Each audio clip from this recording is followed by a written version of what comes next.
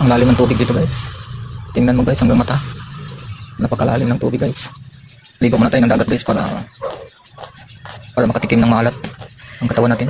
Kasi sabi nila guys, yung dagat daw ay gamot daw to sa ating katawan kapag magbabad tayo sa tubig dagat guys. Kaya maganda po guys ang dagat.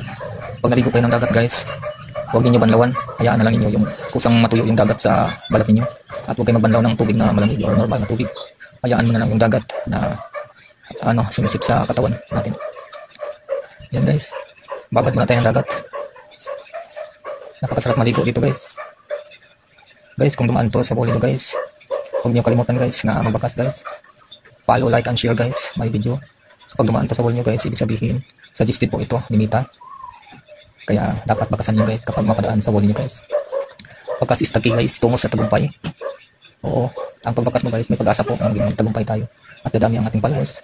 Makahakot po tayo ng engagement. Oo, makahakot po tayo ng engagement guys. At dadami ang ating mga followers. Kaya guys, huwag kayo maging isnabero. Sipagan po ninyo na magbakas sa kapwa natin kasisi, kapwa natin creator. Magbakas po tayo. Lahat na video nga dumadaan sa wall natin, huwag natin palampasin guys. Bakasan po natin. Huwag tayong maging isnabero guys. Isnabera. Kailangan tulungan ng guys dito.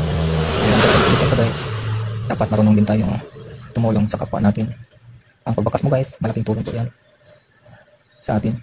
Kaya bakas is the key guys, para makahakot, para organic ang mga followers na mahakot natin. Bakasan po natin ang lahat ng mga video na dumadaan sa ating wall. Yan, bakasan po natin guys. Yan lang po guys ang aking masasabi.